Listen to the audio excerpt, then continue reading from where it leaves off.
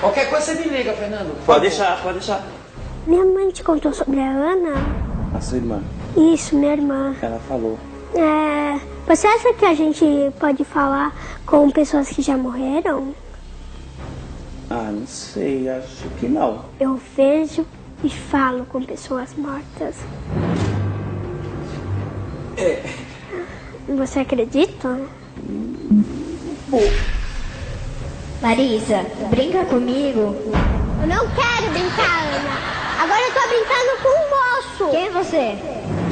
Menina, para de brincadeira, o que é isso? Ela não pode brincar com você, só comigo. Eu não quero brincar, Ana. Você tem que brincar comigo sim. Eu não vou brincar, Ana! Já disse, não vou mais. Ai, quando ela fica assim... Mas sua irmã não tá morta? Ai, ai, ai, Ana! Você tem que brincar comigo, Larissa.